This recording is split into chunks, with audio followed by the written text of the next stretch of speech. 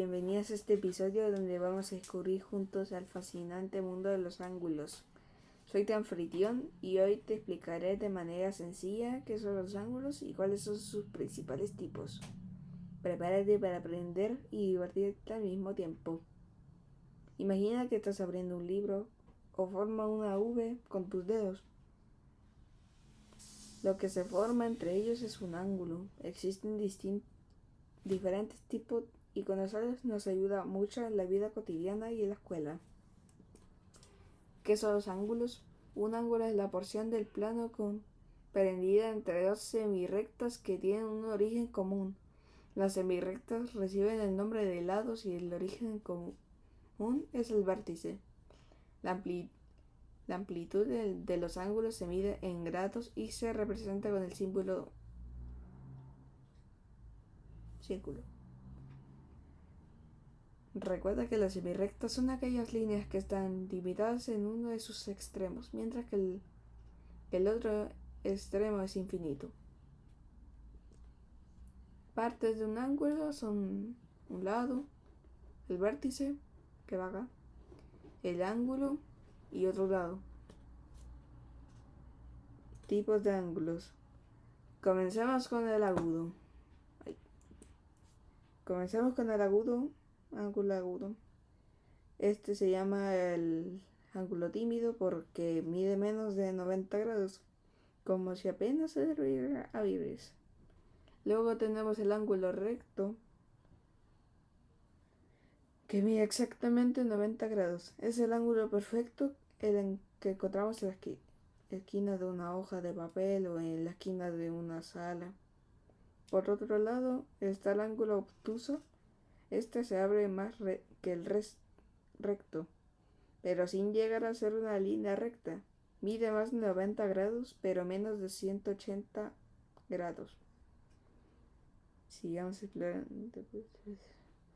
Ahora hablemos del ángulo llano, que mide exactamente 180 grados. Imagina una puerta completamente abierta a una línea recta. Ahí es donde encuentras ese tipo de ángulo. Es como si los lados del ángulo se estiraran tanto que termina formando una línea recta. Después tenemos el ángulo completo, que abarca 360 grados. Puedes visualizarlo en una rueda que da una vuelta completa, todos los puntos regresan al inicio, formando un círculo perfecto. Es el tipo de ángulo que vemos en relojes, el giro de bicicletas o al realizar una vuelta entera al bailar. No podemos olvidar el ángulo cóncavo, que mide más de 180 grados, pero menos de 360. Es como si el ángulo quisiera abrazar todo lo que tiene delante, extendiéndose ampliamente, pero sin cerrar el círculo. Este tipo de ángulo aparece, por ejemplo, en ciertas figuras geométricas o en el diseño de algunos espacios arquitectónicos. Y ahora con lo aprendido, vamos a hacer algunos ejercicios. Ejercicio número 1. En un triángulo isósceles ABC de base BC, el ángulo en A mide 60 grados. ¿Cuánto mide el ángulo de la punta en C? O sea, un triángulo isósceles tiene las dos puntas abajo iguales. Las opciones son 30, 40, 60 o 80. Fíjate, aquí tenemos nuestro triángulo. Como verás, aquí hay un triángulo isósceles. Este tipo de triángulos tienen una característica buena, que sus lados de abajo siempre son lo mismo. O sea, un triángulo isósceles tiene los dos lados abajo lo mismo, así que 60 tendría que estar lo mismo acá. O sea, sería la fórmula algo así. Sumamos el 60 más el 60 de abajo, quedaría esta fórmula, más x, o sea, el de acá arriba, tendría que dar 180, ya que si no sabes, un triángulo por dentro tendría que dar 180 siempre. Después si sumas esos dos, se haría 120. Y si lo sumas con x, te daría 180. Ahora, acá lo tenemos que colocar al otro lado, pero este se queda siempre acá. Así. Y si lo restas a estos dos, tendría que darte un igual 60. Así que esa sería la fórmula. Si te lo supiste de memoria, o sea, antes, eres un pro. En un triángulo, esta es la segunda. En un triángulo rectángulo PQR, el ángulo recto 90 está en el punto Q y el ángulo en P mide 35. ¿Cuánto mide el ángulo R? O sea, aquí sale R, acá está Q con el 90 y 35 con el P.